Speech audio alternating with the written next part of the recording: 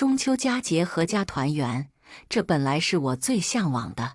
可自打我回了亲生父母家，这个节日就成了我最煎熬的日子。没错，我和一个女孩抱错了。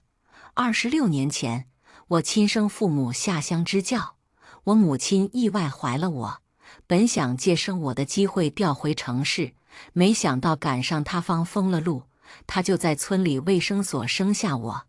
当时因为塌方伤员太多，卫生所里太乱，误打误撞的，她就和我养母抱错了孩子。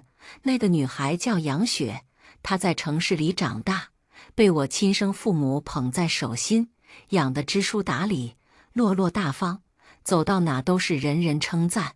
而我在马家村长大，虽说也没有过什么苦日子，但就一身土气，又胖又黑。早在4年前，杨雪上大学体检时，杨家就知道抱错了，从而找上马家。当时杨雪哭哭啼啼说接受不了这样的变化，舍不得从小养大她的父母。杨家人跑到马家村来一商量，就决定先不让2个孩子换过来，美其名曰给我们适应的时间。这一适应就是4年。这4年间，他们总共来看过我2次，买了点衣服和吃的，还给过我200块钱。我知道他们对我有愧疚，对把我养成这副样子的马家有怨怼，可杨雪不愿意，他们也没提过要把我接过去养。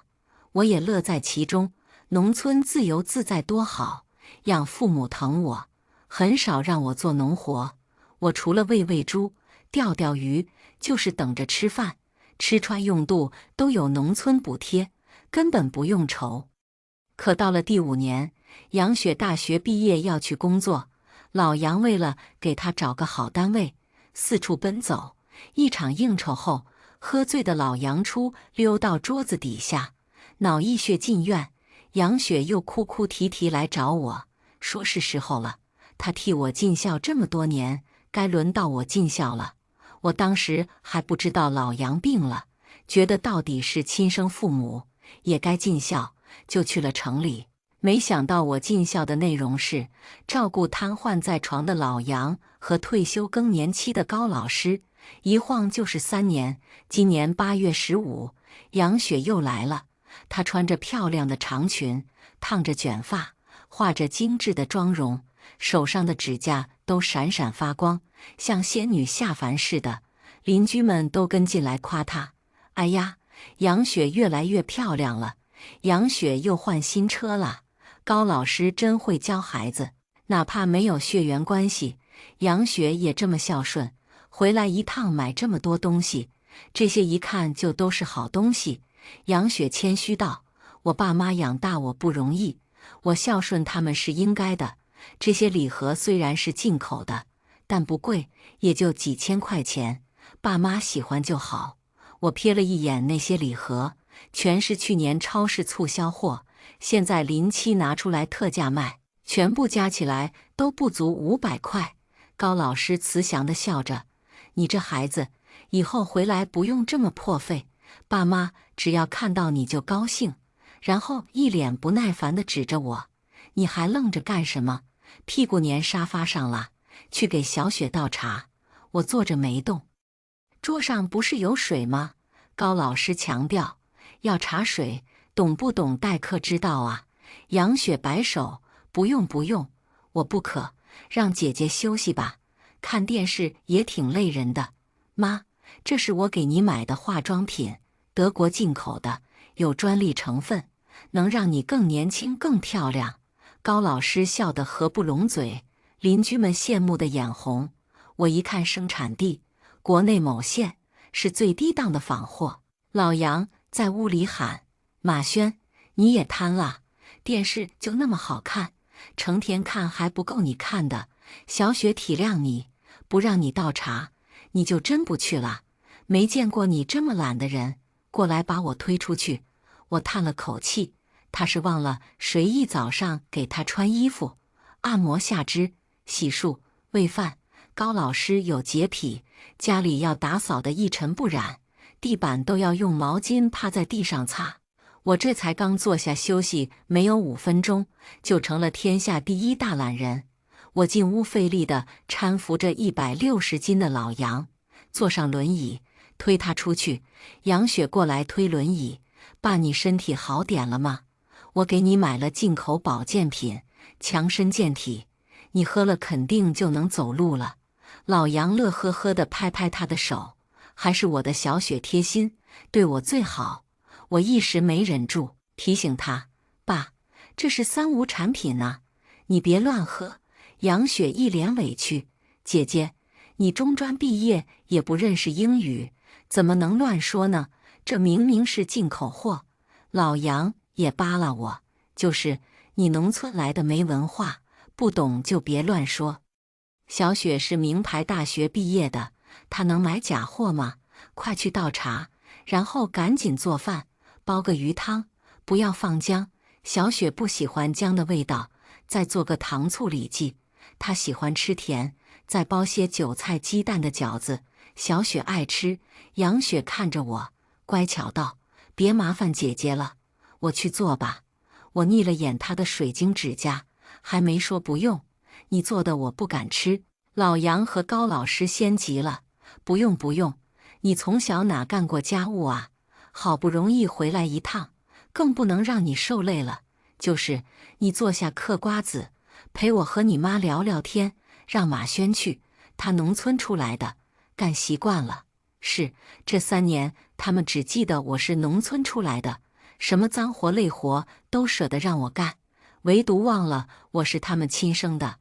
我去做饭。”杨雪张罗着邻居们都来家里坐，听她炫耀公司有多重视她，她的前途有多光明。邻居使劲夸，高老师和老杨的嘴角比 AK 都难压。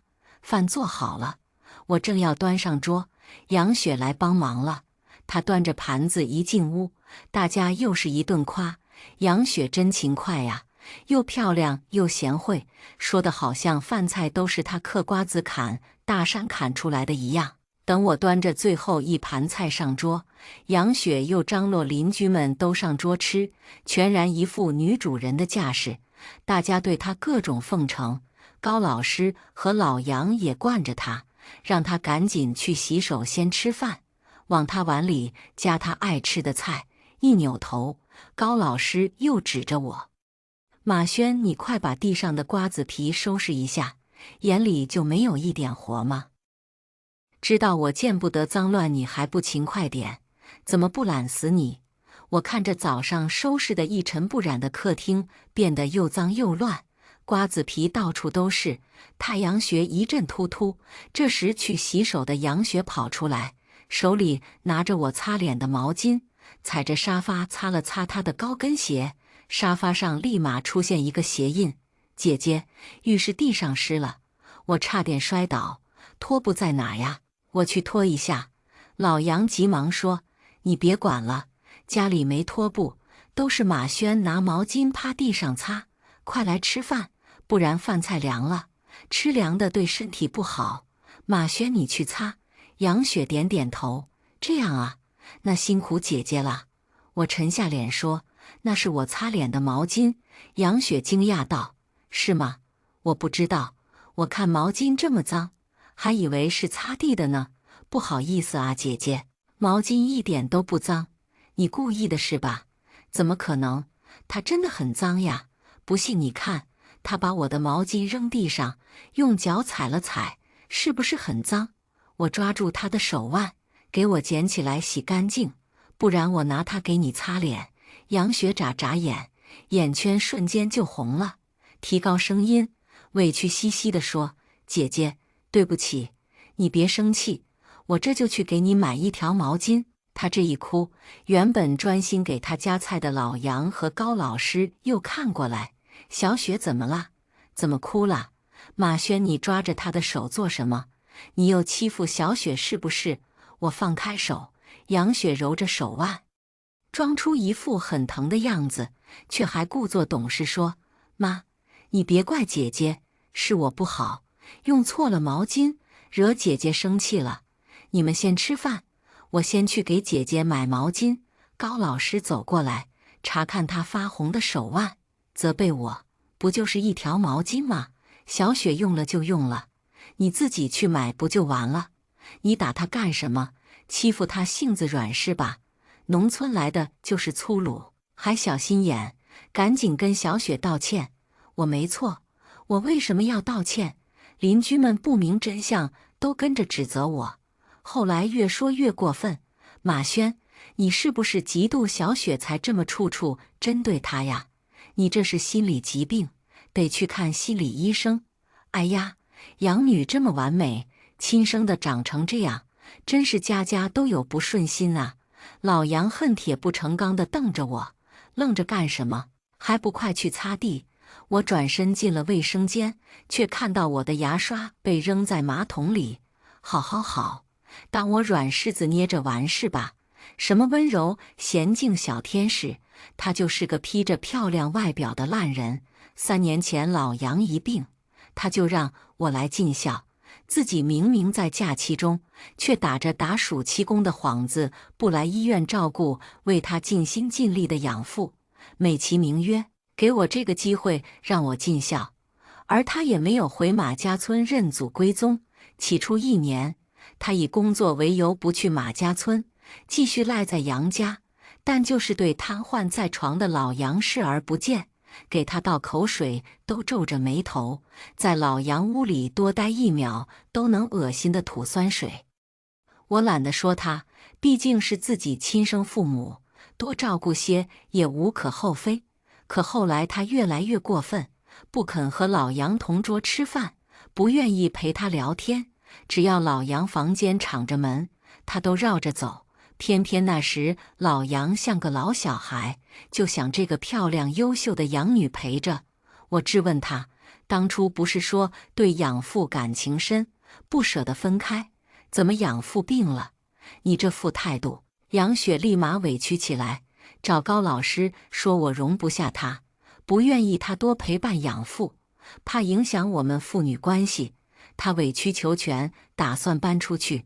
从那以后，高老师就跟我有了隔阂，对我那一丁点的愧疚也没了。第2年，杨雪说要替高老师和老杨理财，拿走了他们存的退休金，转头买了辆车。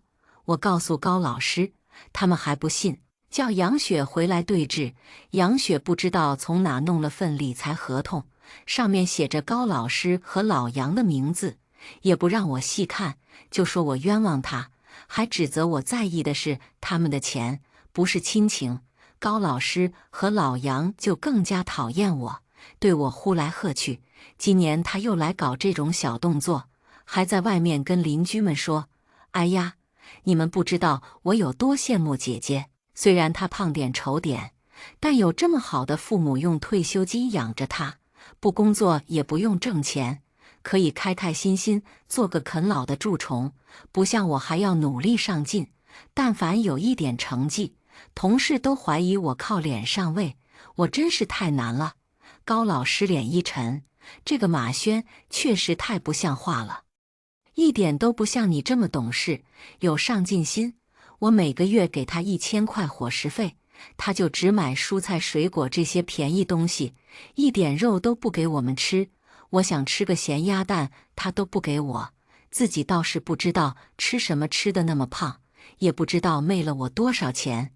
老杨也说不止吃喝，我总觉得他每天给我按摩，我还下不了地，都是因为他故意给我双腿按坏了。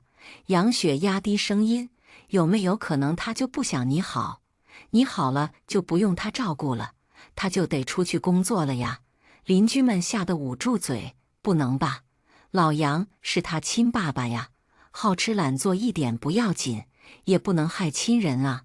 杨雪撇嘴，农村来的，心肠都坏，哪有孝心啊？为了钱，他们什么事做不出来，何况爸妈只是生了他，没养他，感情不深，他有什么下不了手的？高老师点头，我看就是必须防着他。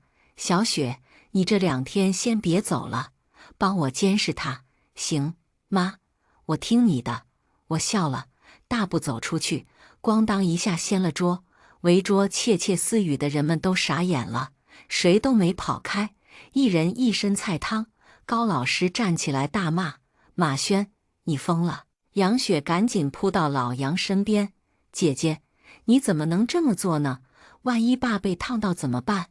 老杨指着我：你果然要害我，我真后悔生了你。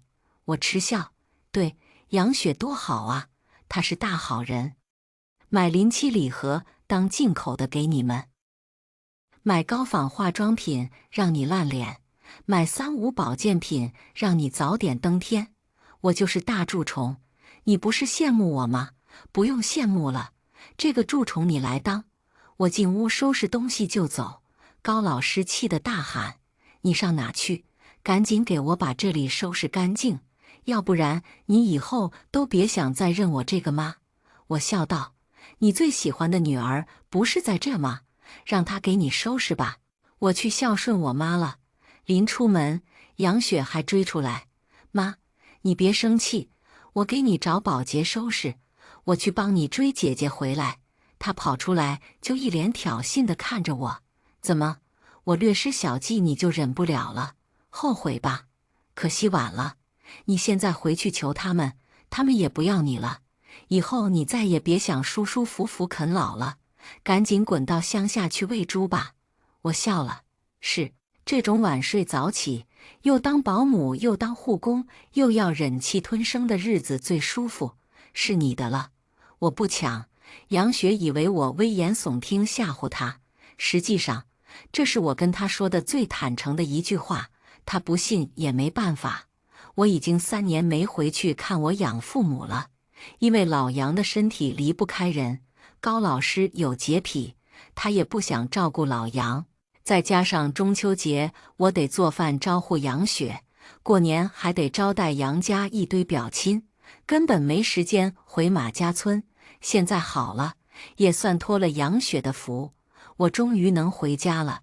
一下车我都傻眼了，马家村变化真大，家家户户都盖了2层小洋楼，还有盖5层大别墅的。我养父老马家盖的就是5层大别墅，全村最亮眼。我还没进门，养母王素秋就在2楼阳台看到我了，欢天喜地地喊我大哥和老马。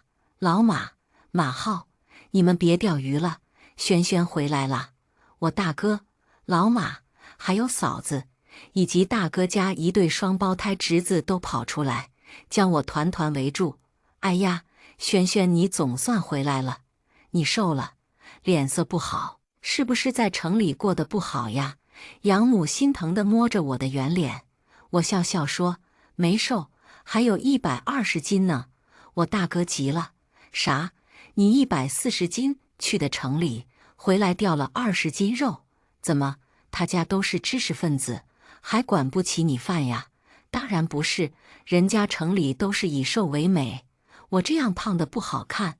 老马也心疼我，胡说，只有穷人家的闺女才瘦不拉几的。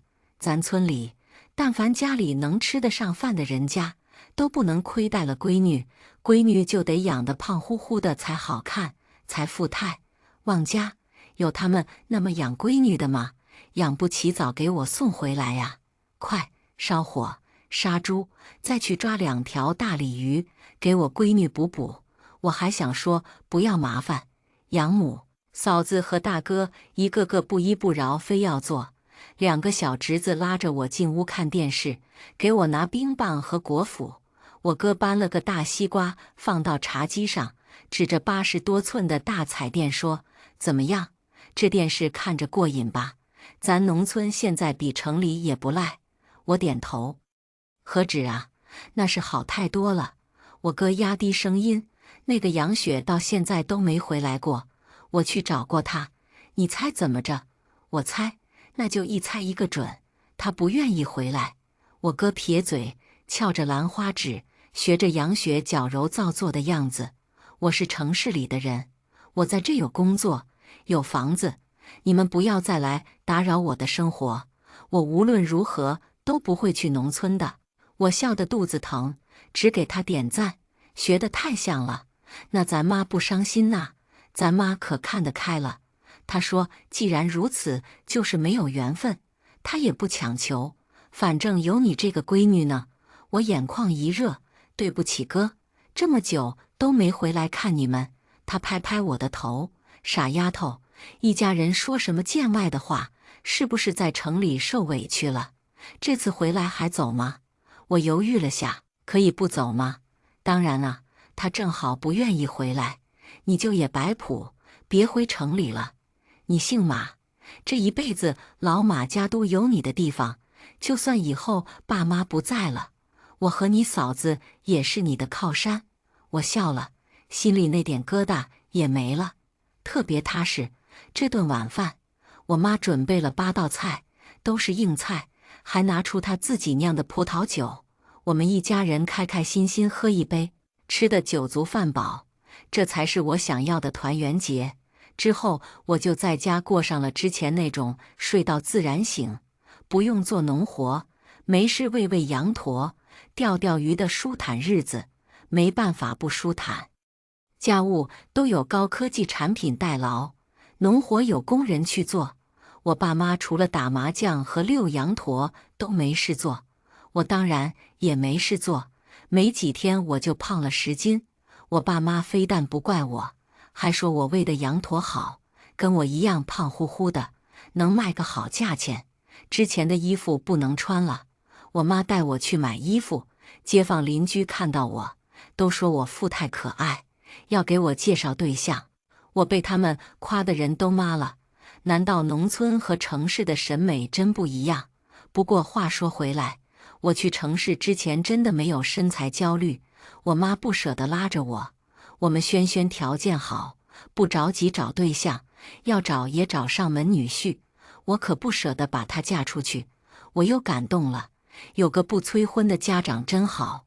就在我享受美好的农村生活时，老杨家发生了天翻地覆的变化。杨雪搬进了我的房间，嫌床品不舒服，又嫌衣柜不够大。高老师出钱给她买了桑蚕丝的床品，还买了一个新的大衣柜。本来以为一家3口又能团聚了，结果是噩梦开始了。早上老杨没人侍候穿衣、洗漱，喊了杨雪好几遍，她都装听不到。老杨只能耐着性子自己穿衣服，可他双臂无力，穿了好几次都穿不好，越来越急，索性就躺着不穿了。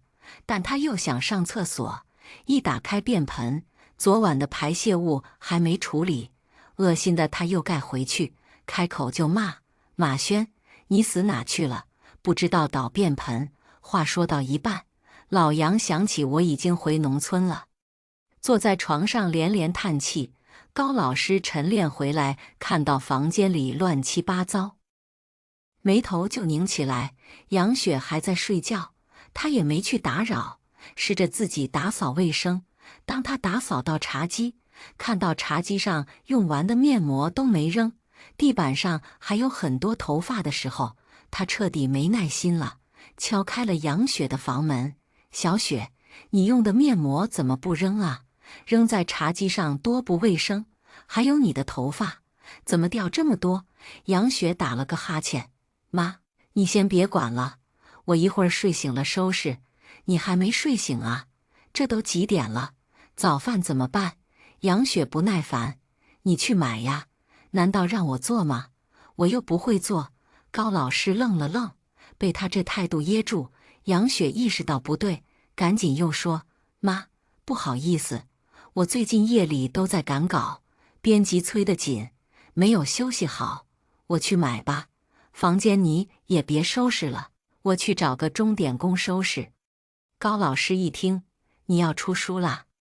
杨雪含糊着点头：是，所以我把工作辞了，专心写作，这样还能有时间照顾你们。好，出书好，你写的什么类型的书？给妈看看，妈给你指导指导。不用，我有编辑指导，你先去休息吧。老杨在对面房间大喊：你们俩别聊了，快扶我去厕所，我快憋不住了。杨雪楚楚可怜地看着高老师，高老师慈祥地说：你休息吧，我去。没过一会儿，外面爆发出高老师的骂声：“老杨，你恶心死了！怎么弄得地上都是？你还死沉，谁搬得动你？你能不能锻炼着自己上厕所呀？人家老张比你还晚1年瘫痪，现在都能出去打零工挣钱了。你呢，就知道躺在床上喊人。”老杨憋红了脸：“这是我愿意的吗？都怪马轩，他不想让我快点好。小雪给我买的保健品，我吃了一定能好。”他坐在轮椅上，也没穿裤子，盖着条毛毯，颤颤巍巍地拧开保健品罐子，吃了4颗。高老师嫌脏不想打扫厕所，就在那不停地嫌弃老杨。杨雪终于还是躺不住了，打电话找了钟点工，又出去买了早饭。钟点工收拾着，高老师还不满意，一会儿说着没收拾干净，一会儿说拖布不卫生，让钟点工趴在地上擦地。钟点工不干了：“我就是钟点工，又不是你家奴隶，凭什么让我趴地上擦？我闺女都是这样擦地的。就这么点活，给你180，你还不好好干？不愿意干赶紧走。”钟点工指着杨雪：“她愿意趴着擦就让她擦吧，你还找钟点工干什么？”“我不干了。”杨雪头疼：“妈，你就别这么挑剔了行吗？要那么干净干嘛呀？他不干谁干？这么脏我反正不想收拾。”高老师想说马轩怎么就没这么多怨言，看着杨雪漂亮端庄的样子，又忍了，把那钟点工叫回来，加钱让人家打扫完。最后钟点工黑着脸走了。他们3口黑着脸吃完早饭。老杨刚进屋，又嚷嚷肚子疼，一个劲儿地跑厕所。高老师恶心得够呛，就让杨雪去扶了老杨一回，杨雪就崩溃了：“爸，你怎么这么恶心啊？一直上厕所，你是不是故意的？你不想让我回来，想让马轩照顾你是吧？那你去找马轩呀。”老杨忙解释：“不是，我也不知道吃坏什么了，总想上厕所，实在没办法。”2人把老杨扔在厕所不管了，老杨都快脱水了，他们才忍着恶心把他扶回房间。杨雪去买了成人尿垫，让他就在床上拉尿。老杨体面了一辈子，被老婆女儿这么嫌弃，憋屈地躲在被窝里哭。中午杨雪订的外卖，老杨没吃，高老师也不满意，嫌外卖脏。晚上杨雪没好意思再订，就煮了方便面。老杨和高老师饿得难受，多少吃了点。看电视的时候，杨雪哄着高老师，给他泡茶，还给他护肤，想让他出钱请保姆照顾老杨。高老师一合计，要不把马轩叫回来，他做的饭还行，身强力壮的，也能照顾老杨。请保姆多不合适啊！杨雪不愿意：“妈，人家都不想要你们这2个亲生父母了，你还要低声下气的去请他呀？找个保姆用不了多少钱，主要我现在需要静心写书，等我成了著名作家，我就有钱了。保姆的钱我来出，我还给你买更好的护肤品，带你和爸出国旅游，好不好？”高老师看着镜子里自己白皙的脸颊，一想优秀的女儿就要成为著名作家了，就同意了。杨雪找的保姆1个月3000，不住家，保姆人不错，勤快能干，但也扛不住高老师挑剔。老杨敏感脆弱，又屎尿多，杨雪还好吃懒做，满屋子零食袋子、瓜子皮根本不收拾。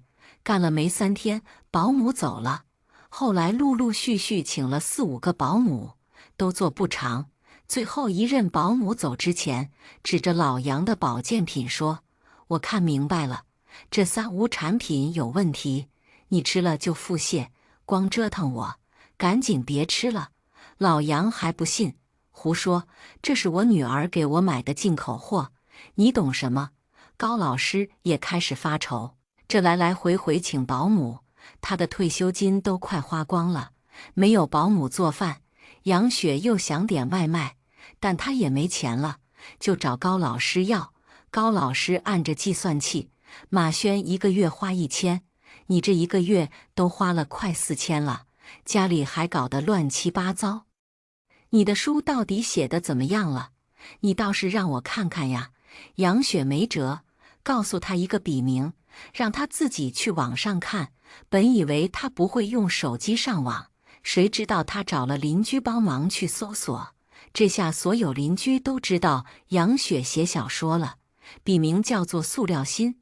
高老师还特地把他的小说打印出来，没事就看，见人就夸他文笔好，情感细腻，给他花钱都痛快了。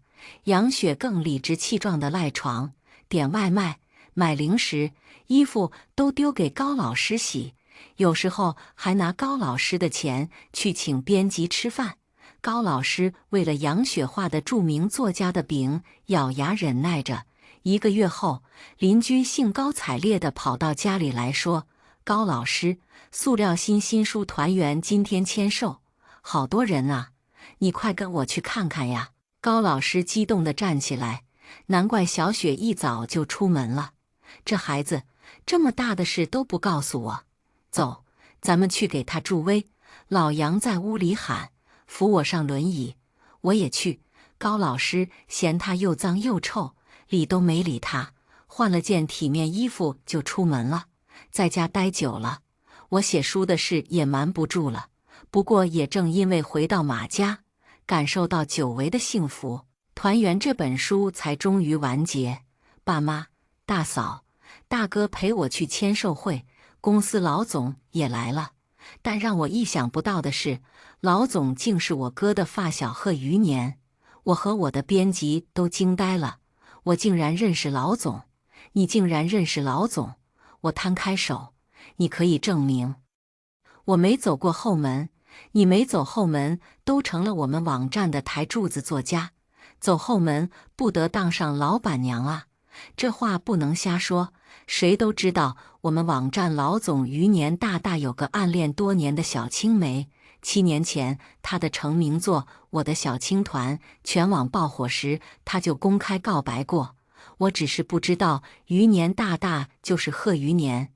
几年不见，这位哥哥褪去了年少模样，长得又高又帅，还穿西装打领带，这谁不爱？我都怀疑周围这些女粉丝不是冲我来的，是冲他来的。我含蓄地朝他打了个招呼，就跑去后台准备签售前的发言，全然不知我全家围着贺余年。我哥，我们商量好了，我妹不外嫁，只招入赘，你看着办。我爸，主要还得轩轩愿意，你单方面讨好我们没用。我妈，就是不要以为你混得不错，我们轩轩就低你一头，轩轩也不差，追求者可多了呢。大嫂，你可别看着外面这些瘦马杆就扑轩轩减肥，我家妹子金贵，绝不减肥。贺余年很有耐心地一一答应，抬眼看着后场的我，满眼宠溺。我对上他的视线满眼问号，愁啥呢？笑得这么灿烂。我爸要请他吃饭呀。这时我看到杨雪走到他身后，拽了拽他的衣摆。贺余年回头看着他，请问有事吗？杨雪一脸愕然，不是你安排我来找你的吗？贺余年，我爸妈。大哥也回头看到杨雪，四人均是愣住。我大哥问，你们俩认识？杨雪上前挽住贺余年的手臂，当然认识，我就是余年书里的原型，他的小青团。我大哥傻眼了，哥，那书里写的不是我妹妹吗？贺余年抚开杨雪，抱歉，我不认识你，请你不要自作多情。杨雪指着我哥，我就是他妹妹呀。7年前我亲耳听到你说喜欢我，将来一定会娶我。后来我在城里遇到你，就默默关注你。以前你只是个小编辑，配不上我，现在你已经成了文化公司的老总，可以跟我在一起了。我大哥恍然大悟，哦，我知道怎么回事了。当时刚知道他们俩报错了，说轩轩可能要去城里了，你就跑来跟我说喜欢我妹妹，将来会娶她。被他听到了，自作多情了。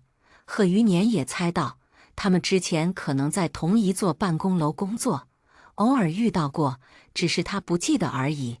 你听到了，我不喜欢你，是你自己搞错了。杨雪不敢置信，我这么漂亮，你没对我一见钟情，反而喜欢那个又丑又胖的马轩，你疯了吧？我爸妈不愿意了，说什么呢？谁又丑又胖？难道不是吗？你们没长眼睛啊！贺余年沉下脸，你是来捣乱的吧？保安，把他轰走！杨雪拉住他，凭什么轰我走？明明是你让我来的，谁让你来了？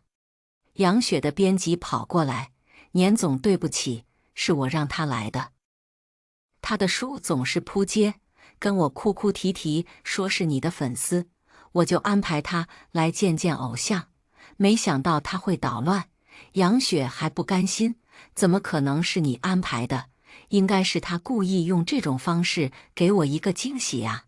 贺余年不耐烦起来，让保安拉他走。高老师带着邻居们从人群后冲出来：“小雪，我的大作家，妈来支持你了。”他看到王素秋和老马，疑惑道：“咦，你们怎么在这？哦，你们也知道小雪就是塑料心，想来沾光是吧？丑话说在前面，小雪有今天都是我们培养出来的，你们别想趁她风光把她认回去。她是我女儿，跟你们没关系，懂吗？那个除了吃就是偷懒的马轩才是你们女儿。”我一家和贺余年都像看傻子一样看着他。我大哥拿出手机来，你再说一遍，千万别后悔哦。高老师就真的又说了一遍，还说他们别后悔。杨雪挎着高老师，妈，咱们走吧。高老师没动，干嘛走啊？你的签售会还没开始呢。时间到了，主持人走上舞台，请我出场。大家好，我是塑料心，感谢大家百忙之中抽空来支持我的新书。我爸妈在下面带头鼓掌。杨雪和高老师的脸色霎时间惨白。高老师不能接受，这怎么可能呢？塑料心是我女儿杨雪，你们搞错了。杨雪虽然不能接受我就是塑料心，但她至少知道自己不是。赶紧拉住高老师，妈，你别丢人了。等我回去努力，我一定会超过他的。邻居们在后面纳闷，塑料心不是杨雪，是马轩，他不是农村出来的没文化吗？高老师到处说塑料心文笔好，原来夸的是马轩呀。我大哥回怼，谁说我家轩轩没文化？他可是从小就拿第一，我家的奖状都堆成山了。杨雪不服，那有什么用？他都没考上大学，他高二保送北大，你还在上大学的时候，他都毕业了。谁跟你似的，上个市里的破大学还到处嚷嚷，生怕谁不知道。要不是你那会儿让他去照顾老杨，他现在也不会只是个畅销书作家。杨雪，高老师，台上的采访继续，主持人又问起我大学时的事，我简单的说了几句。高老师的脸色更难看。这时邻居一句话提醒了高老师：“马轩不也是你女儿吗？”高老师反应过来，热泪盈眶地看着我：“她是我女儿，我女儿就是优秀。”我大哥挡在前面：“哎，等等，你刚才不是这么说的，我有视频为证，你女儿在那等着你呢。”杨雪不高兴地拉长着脸：“妈，你是觉得我不配做你的女儿，我给你丢人了是吧？那我走好了。”他气呼呼地走向人群，高老师这次却没有追上去。杨雪回头发现高老师没有追过来，再一想，连贺余年都喜欢马轩，气得他朝台上大喊：“你们喜欢的作家有个瘫痪在床的恶心爸爸，他不管他爸爸，自己享福。这种自私自利的人写的书凭什么畅销？你们别被他伪善的假面骗了。”周围一静，所有人的目光都落在他身上。我淡然地说：“杨雪，这件事我从没隐瞒过，我书里就有写，我从来没有不管他，是他们不要我了。”高老师一怔，他怎么没有看到？他翻开包里的打印版，翻到很靠后的位置，他还没有看到那，只看到前面那些就到处去炫耀女儿的文采了。原文的内容是：我渐渐不懂我在追求什么样的幸福，亲生父母就在身边，我尽心尽力向他们靠近，却觉得幸福越来越远。我编辑知道我的事，忍不住替我说话。他书里写的还太保守了，他这位亲妈每个月只给他1000块菜钱，却让他负担全家开销。幸亏他写书挣钱，可以贴补家用，不然全家都饿死了。我示意他别说了，他却觉得不吐不快，越说越起劲。他在家照顾他爸3年，穿衣喂饭，还要按摩身体，还得忍受他爸的臭脾气，动不动就骂人。他妈更过分，有洁癖但自己不收拾，让他手洗衣服，趴在地上擦地，稍有不满就骂他，只要他休息1分钟就说他偷懒。生产队的驴都比他活得自由，久病床前无孝子。他做到这样，毫无怨言还不够吗？还得让你来说3道4。杨雪，那不是他亲生父母吗？他活该呀！高老师看着他，眼中的失望更浓。我爸妈忍不住红了眼。原来我们轩轩这3年过得这么苦。我大哥呵斥杨雪：“有你这样的人吗？老杨和高老师年轻力壮的时候，你一口一个亲爹妈，明知道他们不是你亲生的，你还死皮赖脸不肯回家。等老杨病倒，高老师退休，你让马轩去尽孝，合着好事都让你占了。杨雪还委屈起来了。你们一个个都偏向马轩，我没你们这种父母。